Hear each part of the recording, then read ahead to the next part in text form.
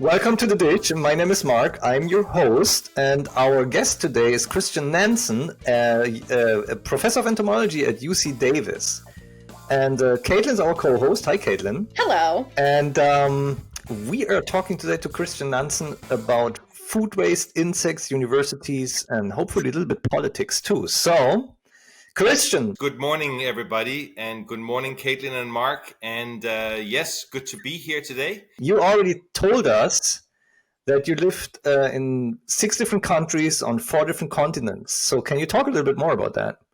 I think so. Being from Denmark, a small country in Northern Europe, we are often, a lot of us go abroad, of course, traveling and whatnot. And many of us also end up in careers elsewhere just because Denmark is a very small country.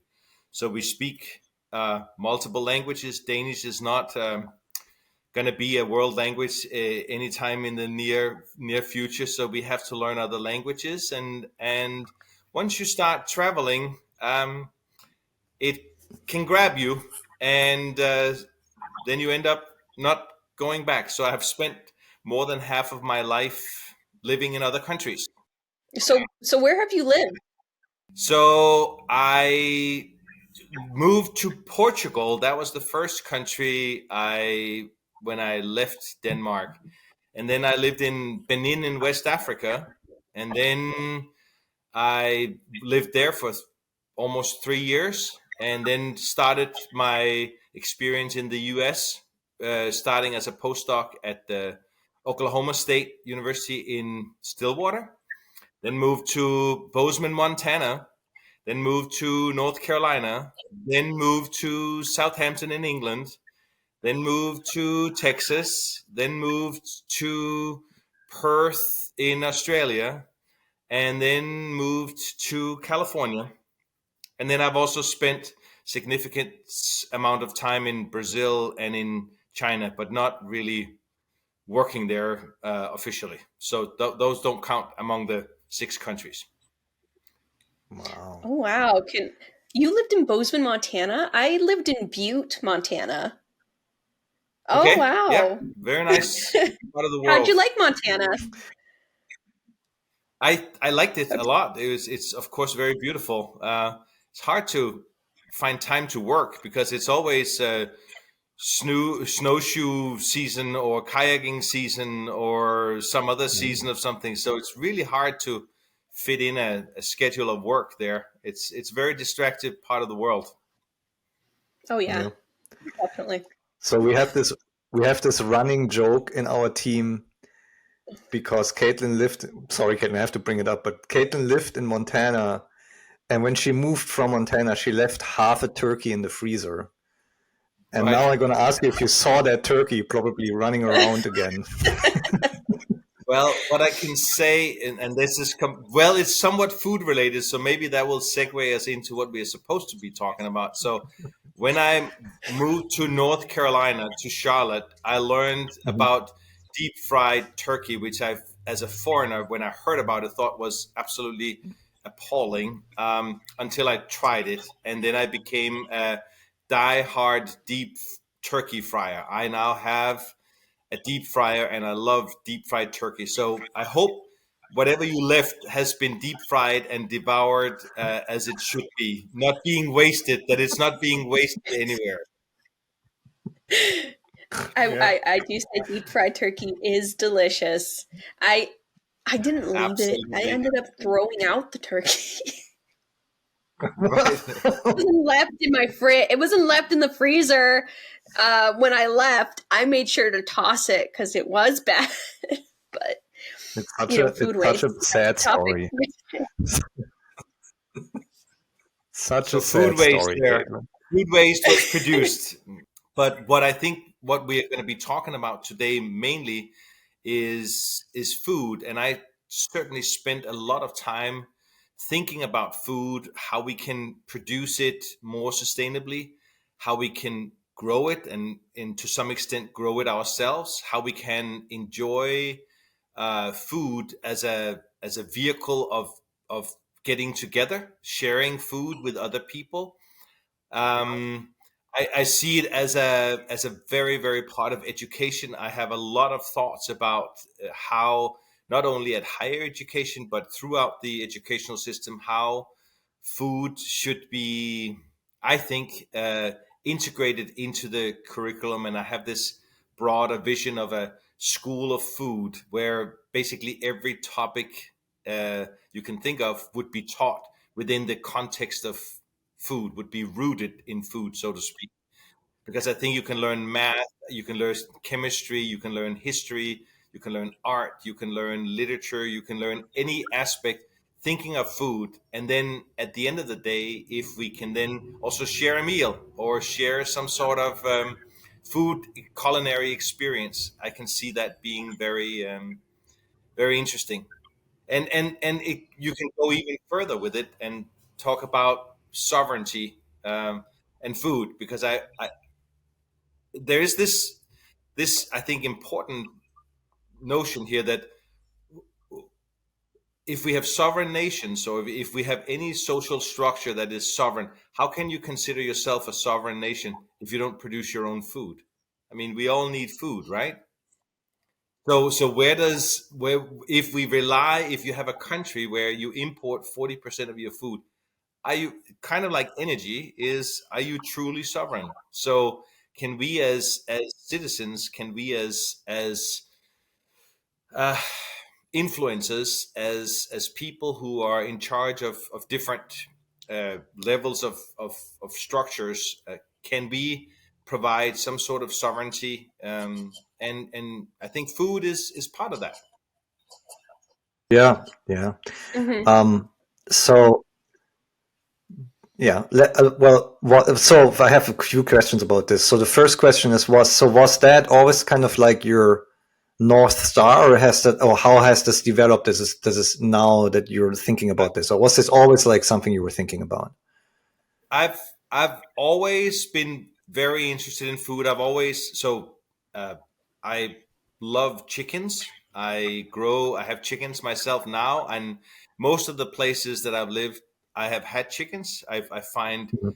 chickens absolutely fascinating, because they're so adaptable, and they're actually quite smart, and they can take whatever is left over and turn it into something which is extraordinarily complex and extraordinarily rich and nutritious, and just architecturally very, very fascinating, which is an egg, right? An egg is a rather unique thing and very nutritious, and they will take whatever we can't eat, or we, that turkey that Kaitlyn threw away, you could, with a little bit of processing, you could uh, give that to chickens, and they would eat it and turn it into beautiful eggs, right? So it's Kaitlyn, that turkey is gonna hunt you for the rest of your life. I'm telling you. right. I Yeah, know. yeah. I should have I'm never sure told we'll that find ways to story. bring it into the conversation Yeah, here. yeah. The Now turkey will turn up it's in your dreams. so North Star, or inspiration. Well, it just, and also traveling as much as I have, and living as many places as I have. Connecting with other people is a challenge when there are different languages and different cultures involved, and so food becomes a glue, becomes a way to meet new people, and show them your respect and interest and whatnot. So I've always been interested in food, and I like cooking a lot, Mhm, and I mhm, think it's a extremely wonderful way to engage with children. I mean, children love chopping vegetables and frying stuff and stirring in a pot, and smell things and taste things, and there's chemistry. So we got to follow recipes. So you got to weigh out things. So there's just a lot of ways that, I mean, yes, you can spend a fortune on taking your kids to a expensive place, but you could also just make a meal together and have a mhm, much more intimate, or a very intimate relationship with your children and their friends. Bring mhm, them over, and you all mhm. cook together. Yeah. So how do you if so how do you experience so you lived in so many different places, and the United States, I would say, are in so far a little different because you have a lot of different cultures living here that not necessarily is the case in, let's say, China or in other countries where you predominantly have one culture. So how do you experience Well, food I would say the other way around. the other way around? I think U.S. is far more homogeneous than any other country that I've lived in. Oh, interesting. Interesting. I didn't know that. So how would you experience, how did you experience that mix of cultures in terms of like food, you know? Um, because I found it's always fascinating if we can have food dishes that are inspired by different cultures. That's something that I feel very fascinated with, and we do a lot here at home, actually. Yeah, Yeah. yeah, yeah. Well, I think everywhere you go, you can have. Yeah, I mean, if you have people with different experiences, different backgrounds, different cultures, yes, sure. That's kind of my point. Is then food becomes a brilliant way of meeting and making bread, breaking bread, like in the Hmm. Bible, basically doing it in different ways, and we can talk about that. So food lends itself very well for people who may not know each other particularly well in the beginning. So your neighbor is from somewhere else. Well, you bring a dish over, and then you start meeting on the lawn or outside or whatnot, and you start making food together, and then your kids get involved, and things just grow from there. So I think sharing food and meeting your neighbor or your fellow citizens in your environment through food is a beautiful way of getting together. I think it's also interesting if you're approaching like the topic food waste on different cultures, because I'm Ecuadorian Cuban American, and my grandmother, who is from Ecuador, we were taught, my siblings and I were taught from a young age, like we cannot leave any food on the plate. We have to Right. eat everything that is served in front of us.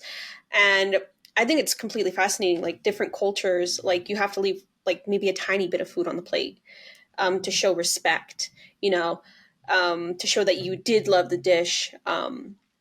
So I think it's completely fascinating how different cultures and this whole diversity that we're talking about approaches food in that aspect. Absolutely. Yeah. I'm from a same. I I get almost anxious when I see food waste, and so I have almost yeah a neurotic response to it. I can't see an apple tree where the apples just fall off the tree. I have to knock on the door and go in, and suddenly I'm Mhm. walking away with three bags, giant bags of apples, and now I have to. And I'm not kidding. I go to the local uh, the the farmers market in Sacramento, and I actually got the leftover lemon peels from the lady making from the stand that makes lemons, and I made lemon chutney out of the lemon peels that were supposed to be thrown away. So I have Yep. in my chest freezer, I Nice. have lots of jars of this chutney that I make, that I use to brine salmon and make salad dressings and put on goat cheese and all this stuff made from waste. It's basically food waste that I converted into a very nice chutney. So I'm this like your grandma.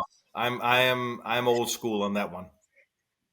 It's funny that you said you get a neurotic response, because I get this often when am in a restaurant or like in a breakfast bar, like on traveling, and see people just leaving half their plates on the table. That always gets me. It gets me very angry, and I wish I could just take it and eat it or take it away or something. That's for me like when I It's see this. And actually I've actually had an experience very recently where I was at a restaurant where a pizza place with some Mhm. buddies, and we were having beer and whatnot, and there were some people that left some slices of pizza, and we actually went over and we ate those slices of pizza. We were not going to let them go. So I think in a very small way, but I hope the tide is turning on this, that it is Yeah. we as influencers, we need to facilitate the adoption of a mindset where food represents a lot of there's a lot of energy, there's a lot of footprint that went Yeah, water, energy, and nutrients that went into this. So throwing this away is shouldn't be socially accepted, right? I It needs agree. to be used Yeah. some way. Yeah, no, I absolutely agree. Yeah, yeah, and that's where, and that has something to do with portion size, Yeah. or with selection of foods, or retailers that want to keep their their the stock.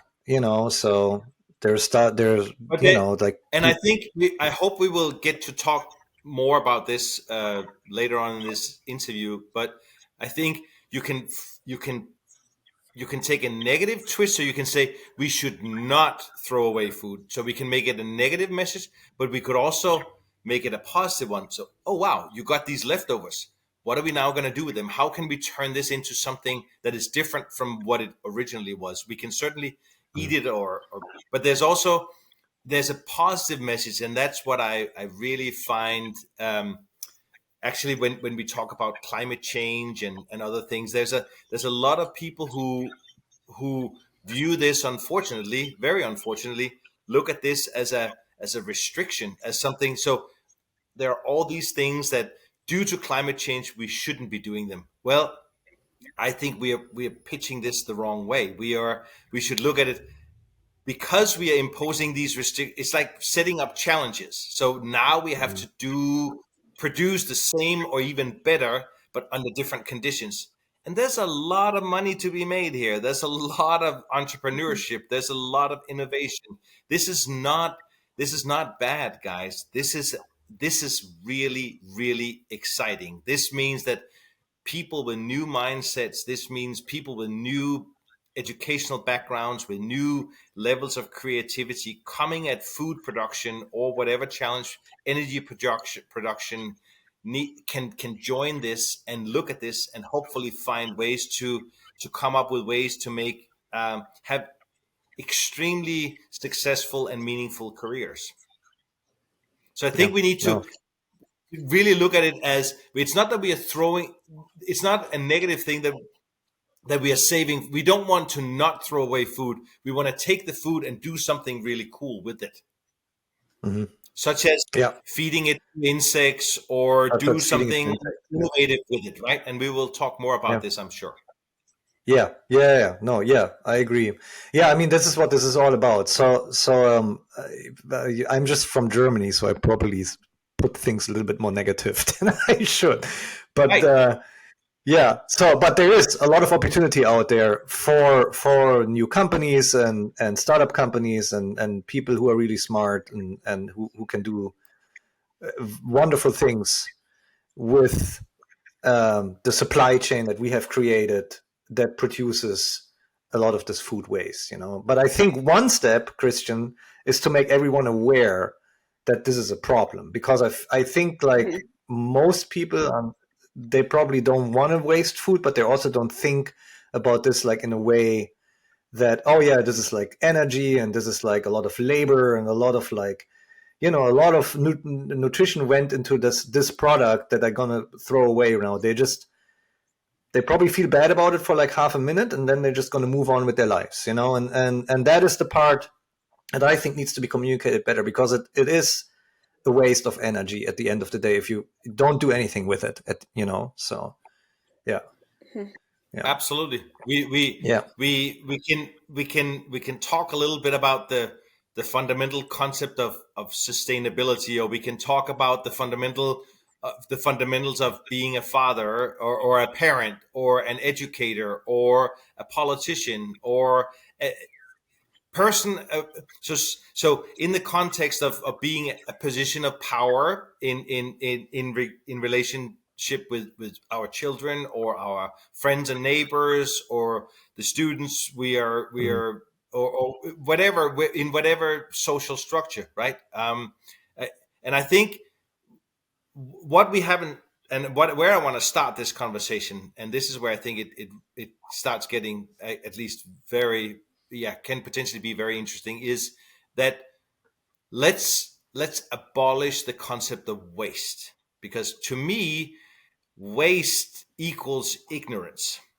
If we are considering something as waste, it's because we don't know the potential value of it, and or we have produced something in a way that it produces something that we can't really use again, and that needs to be changed.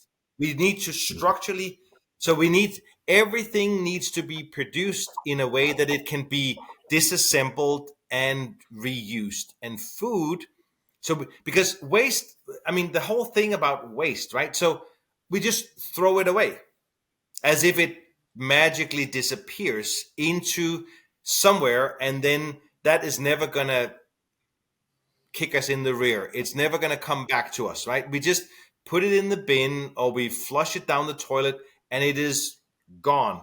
Well, ladies and gentlemen, it is not, okay? Because this planet is a closed system. So it's just gonna, that plastic is gonna end up in the ocean somewhere. And when you go to a beach somewhere, you're gonna see your own bottles again. Okay, they're not going away, right?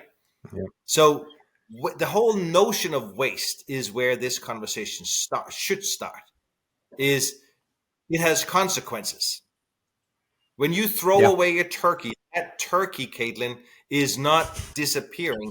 It is going somewhere, and it's doing something, right?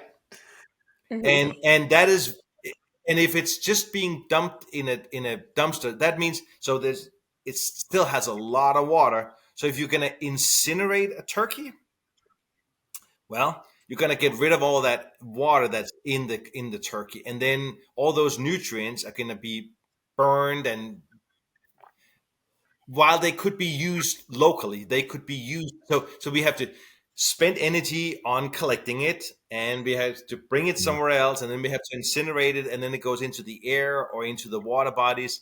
It's like that whole cycle. The notion of the we have to acknowledge that we are in a closed system, so waste does not exist. It's going to happen, and we need to think of ways to use it locally. Yeah, there is an entire, I mean, and that's probably where we could start the conversation, because there is, or at least here in the United States, there is like, and in Europe, there is an ecosystem of companies that try to work on several stages across the supply chain to use surplus or other products that are not going into direct to the consumer, and there's composting. There are other companies, and there are also quite a bit of insect-based companies that trying to use food products or products that are not being eaten to rear insects. So and I want to before we go there, if you're okay with this, Mark, I would like to absolutely. So I mean, I grew up in Denmark, right? And first, one of my first jobs when I was 12 was working in a supermarket, where and my job was to stand in the back end of the supermarket and receive recycled bottles, because in Denmark, so this is like 40 years ago, and it still exists in Denmark, and I'm sure it was before my time. So every glass was recycled, and still is, and even here in the United States today, glass is not, and you would get some money if you returned a bottle, a beer bottle or a soda bottle. You would get money for it, and that system still exists. That system is not in place here.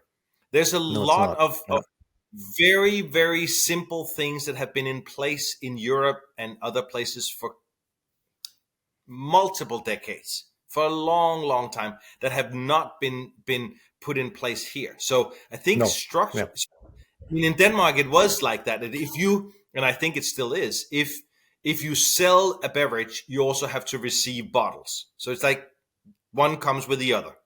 If you want to Yeah, sell yeah. something It's. that is, so I you grew want to up with a sell similar system in Germany. Yeah, you yeah, want to sell beverages, fine, you can get a license to do that, but you have, so the truck that delivers the full bottles also have to bring back the empty bottles. It doesn't seem that rocket science to me, right? That is, it's, why not do both? And then, so beer bottles, I'm from a beer drinking country, Denmark. We have a huge tradition, just like Germany, of producing beer. They've actually labeled some of those beer bottles, and they're being reused like 30 times, I think. mm, Right? So there's an extraordinary potential in the US, especially, I would say, because this country in some ways is certainly on the forefront, but there are other areas where this country is just in the Stone Age. And I yeah. think So recycling here's is a perfect example of so that. here's the question. And that's where innovation, this is, I'm not saying this to criticize necessarily, but more to say there are opportunities, and there are other countries out there that are doing something that could be adopted here. These are opportunities for the young people out there listening to this. This is where money can be made. This is where careers, very, very meaningful careers, can be developed here. Trying to figure out ways to recycle, use phone apps and the internet and technologies to automate this, make it more streamlined, make it sustainable, so that there are collection sites that are being monitored. How many? So they're only being sampled. People can drop off and can get money. You can use some sort of digital currency to pay people when they drop their their devices, their leftover packages like bottles and stuff. And there's maybe some some machine vision system that can recognize that this is a bottle of this, so this is worth this much. And I mean, my God, there are so many cool use of modern technology that could be applied to the whole recycling and help us get away from this waste uh, Yeah. problem that we have created. This giant sustainability issue that we are dealing with, simply because we won't deal with the root cause of this, which is that we are throwing away things that still have value and could be reused. Hmm. Yeah. So why do you think there's this discrepancy between certain things, like let's say border recycling, and other things between Europe and the United States? Just like your thoughts on that, because I have some thoughts on that too. But why do you think in some ways in America some things are a little bit behind, and then in other ways America is like on the forefront on other technologies? So why do you think there's this big gap happening here? Uh, I think maybe there are some commercial interests, and I think maybe there are and there's also maybe a philosophical, slightly different approach to what it means to be a citizen. Maybe the in America it's there's such a focus on individualism, and Hmm. while in Europe I think we are more prone to think of ourselves as part of a society. So maybe we and also let me say I've left Europe a long time ago, so maybe it's not as much today as it was when, but with a lot of grain of salt here, it's possible that in Europe we are more inclined to see ourselves as part of a community, so we are more team uh, players, while in the US it's more about me and my immediate loved ones, the ones closest to me. Mm-hmm. So Yeah, there could be I some societal. I mean, we are used to governments having a bigger impact and regulating more of our lives, and this certainly. I mean, there's regulation involved here, but it's also, yeah, it creates opportunities for companies. So I think there's a way to combine the two, creating some laws and some regulations, and then allow companies to excel within those rules. and develop very. I think, yeah. So I think it's a missed opportunity. Really, I think there's a lot of money to be made here. Yeah, I agree. I think like, so from my perspective, like in the United States, um, approaches that work in Europe because they're so heavily driven by regulation, not necessarily would not necessarily work here. I think here's innovation is more like a driver in many cases, and or like individual companies, and then those are things that happen more in the United States as a driver for change rather than a regulation. So at least that's kind of and California might be like a little bit different because we have a lot of regulations in California that we don't have in the rest of the United States. But that's kind of like my experience, at least as a foreigner here, and I'm here for like 10 years now. So that there's this thinking is like, as you said, like a little bit different. I also think, and that might be also a driver, and then we can probably move into the insect based conversation. But I also think that space in Europe and also energy in Europe is different resources than here in the United States. There's limited space, and energy is coming not necessarily from the country that you're in. So, and that might play a role too of we have to be more resourceful with what we have, and compared to the United States. At least my thinking. So, If I can jump in, I will say that in America, in certain states, I should say, in certain states, there are bills that allow you to sell aluminum cans, to recycle aluminum cans and glass bottles and even scrap metal, to get, like a buyout. So we do have these programs. It's just not all the states incorporate them. So like the states that do and it's have not these bottle bills, right. it's like California, Maine, Hawaii, Iowa. So that's my But that's my 2 cents. it's not the value of an empty can or a beer bottle or glass bottle is not like it is in your. I mean, you can. So many of the transient people in Denmark and other, that's how they make their money. I mean, there's this like 30 cents for a. I mean, it's significant. So you don't throw away a bottle. You either give it to somebody who needs it, or you go bring, and so you don't break it, so you don't have as much glass on the bike path, so you can also bike because there's not glass everywhere. And so it's like there are all these other advantages of this. But I want to get back to Mark's point about energy. So I saw a little TV, there was some news in PBS. I saw something about in the news a couple of years ago about Junction City in Colorado, and there's I think it's still in place, but they did a very interesting project where they actually used a combination of sewage and food waste and manure from dairy farms to generate natural gas. And then they retrofitted the fleet of dumpster trucks, of the dump trucks, the trucks that go around in the city and collect up waste. They were then retrofitted to natural gas. So the waste from from the sewer and from food waste was converted into gas that was used to run the trucks that go around and collect the waste. Right now, there's so these systems, and these were originally these old diesel guzzling Right.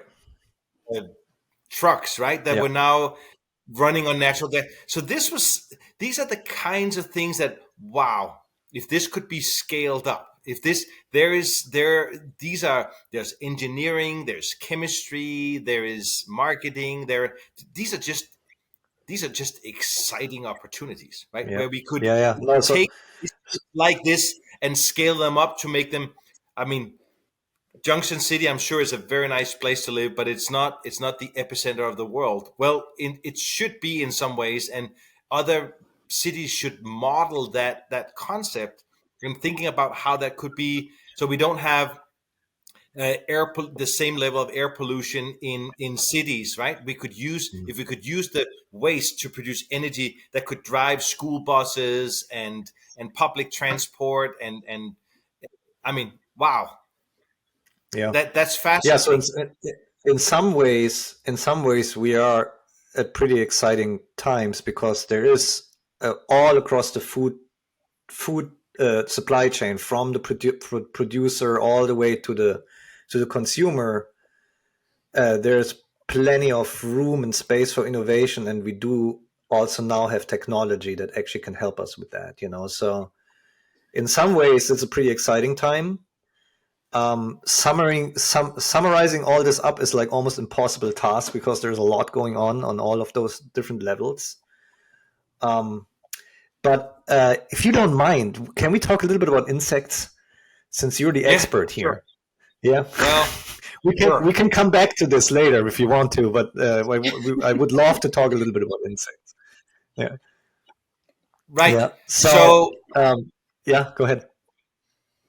well, no, I think you should set us up. Where do you wanna start this? I You're would the start boss with here. bioconversation, insect-based bioconversation. Bioconversion. Is it bioconversion? Bioconversion. I want to. Bioconversion. This is the German coming. This is the German coming out of me. Bioconversion, and as a tool. And I also did a little bit of research. There are a couple of companies who are working on that, but it doesn't seem like a lot of universities are working on that. But I might be wrong, But it doesn't seem it's like a big conversation in the university or academia world at the moment, But I think it has a lot of potential. And I think you should like set us up and talk a little bit about what kind of insects and why insects are so like qualified to deal with our with like food products or food waste products uniquely. So that's kind of the first question. Can we start with what bioconversion is? Because I've never heard the term before. Absolutely. And I don't want to jump into something like, I don't know what it means. So the idea, so we're already, bioconversion happens all the time, right? So so dairy cows are fed all sorts of waste material. They can be fed because they are ruminants, right? They can digest a lot of very not very plant material that is very hard to digest. So almond hulls and pumice from tomato industry, and there are even places in the world where people will where chicken manure is actually mixed into the dairy cow diet, because chickens are they're not as good converters of energy, so their poop actually includes a lot of nutrients. So that poop can actually be put at some level, be added to the feed that is given to dairy cows and turned into milk, right? So that's bioconversion. You take something live and you convert it into something else, right?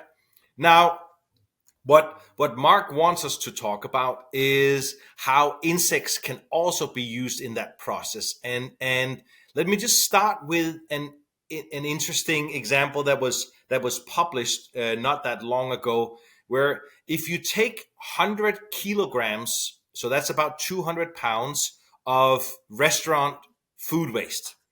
Okay, so now you got these 200 pounds here. Think of it as you can feed it to cows, you can feed it to insects, or you can feed it to chickens. Okay, now if you feed it to cows, you would get about 6 pounds. So those 200 pounds will then be converted into about 6 pounds of beef. So 200, because of the poor, even though beef cattle are very efficient in their ability to extract energy, they are also themselves using a lot of energy in maintaining their own bodies. So it actually only turns into about 6 pounds of beef. But if you feed them to chickens, it would actually give you about 50 pounds of meat. But where you're giving them to insects, you can get almost 120 pounds of protein from the insects. And this has to do with the physiology of these organisms, that insects are not warm blooded. They are not like us maintaining a constant body temperature. And that is a metabolism. That's a way of keeping our bodies going. That takes a lot of energy in itself. Insects don't need that. They don't need a lot of water. They don't need a lot of space. So you can in much smaller units, in much simpler production systems, you can feed them with much less input. You can feed them something like food waste from a restaurant and turn it into body mass that you can then extract. So there's so now, and the many benefits that come from insects, you can if you collect these insects as larvae, then they're just these very soft bodies, so everything can be used. So assuming that you can extract them from the matrix of food, you can then grind them up and you can make them as a flour that can be stored. You can add that so it's a protein powder basically, or protein flour. You can use that as a food additive. You can also so that is much easier to use and for us to consume or to use as pet food or whatever, compared to an animal, a large cow that needs to be slaughtered, and you got the bones, you got so actually when you have a cow, you have you have all the body parts that cannot be digested, all the bones, and that's a lot of energy going into producing those as well. So overall, we get by feeding the waste to an insect, we get the bioconversion rate.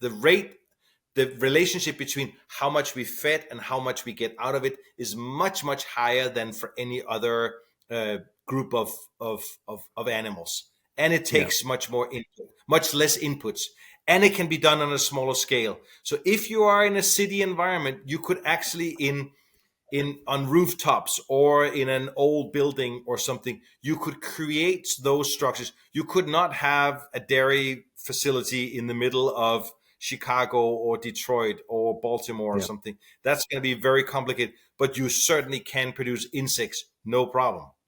So there's a decentralization. There's producing the food closer to the source of where the waste is being produced, and also where people live, so we can bring it back into the supply chain, is fascinating in itself. It takes less water, it takes less energy. So there's some fascinating entrepreneurship that needs to go into this, and definitely a need for as we urbanize more and more people live in urban environments. How can we grow more and more of our food in an urban environment? I think that the use of insects as a source of protein absolutely needs to be part of that conversation or that narrative.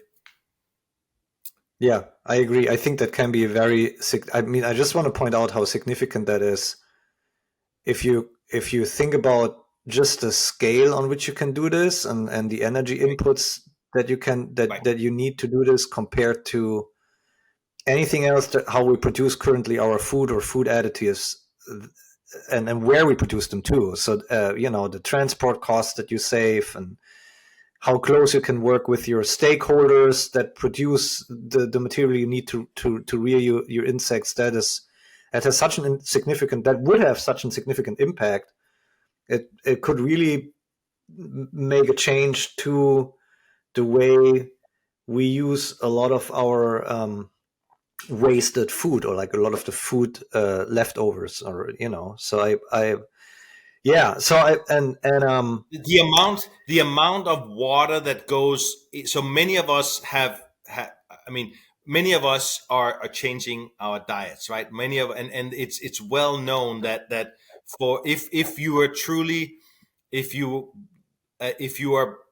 concerned about climate change, and if you are concerned about your carbon footprint, your energy footprint, your water footprint, there are certain food items you just for those reasons should not no longer, or you should reduce immensely, right? So beef is something that many of us either have completely abandoned, or eat very, very little of, for that very reason, because thousands of gallons go into producing the grain, in the maintaining the beef. I mean, it's, if you look at how much goes into, and you can look up those statistics yourself and talk with your children and your friends about this, it's staggering, the amount of water that goes into a pound of beef. Absolutely staggering. So, and it's unsustainable. It's just that cannot. So it's not like we really have a choice here. We can, but if we all reduced our footprints in that, with our food consumption, starting eating different things, and if we then come up, so it's also, again, we can take the negative route and say, oh, please don't ever eat beef again, right? Okay, we can go the negative route, but we can also, hey, look at these cool additives. Look at this cool food that we can now grow. Look what you can do with chickpeas. Look what you can do with, and it's not just hummus, even though I love hummus, and I make it with red beet, and make it also with black beans and stuff. So we can make absolutely purple hummus that looks gorgeous. And you put that chutney on that I talked about, and there are a whole bunch of ways. And then you have an egg. If you fry an egg and put that on top, and you make homemade bread, you got yourself a meal. Okay. So it's like we can take the negative route, but we can also look at the positive, the alternatives. We can look at how we can lower the adoption thresholds of these alternatives by proposing more compelling alternatives. But clearly, beef is on its way out. I mean, it is going down, and more of us are hopefully looking at the stats and just saying, this, we cannot. It does taste nice, but we cannot leave our children and our grandchildren with a world where this is the status quo. So this needs to change.